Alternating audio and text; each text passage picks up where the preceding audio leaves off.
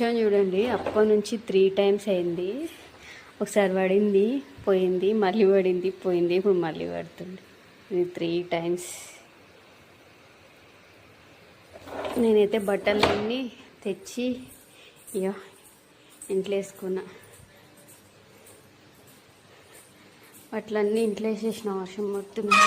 ఇది ఎటు సైడ్ పడుతుందో ఏమో. పడుతుంది పోతుంది పడుతుంది పోతుంది.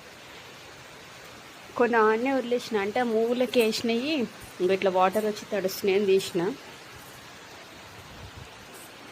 పచ్చిగా అయిపోతాయి ఆ మూలకి వేసినాయి. ఇటు సైడ్ అయితే అంత తడవవు కదా అని ఇందాకే వేసింటి.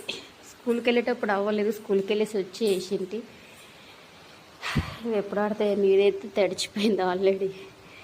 తింటూ కూర్చొనిండే ఆ టైంకి పడిండే. ఇందాక 2 times కంటే ఇప్పుడు ఎక్కువ పడుతుంది.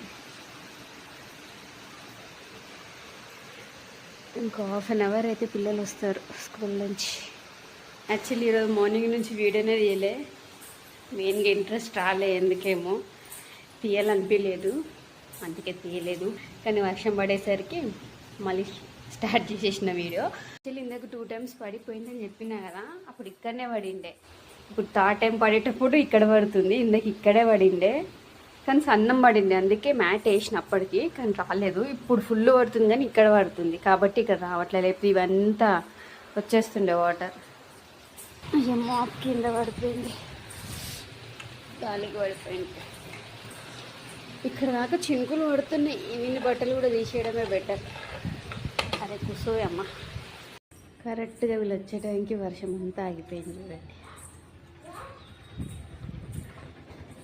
వచ్చేరు ఇలా.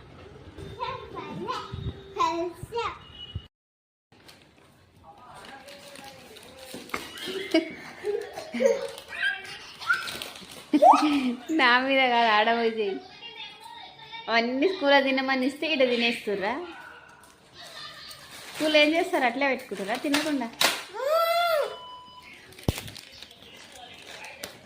ఏయ్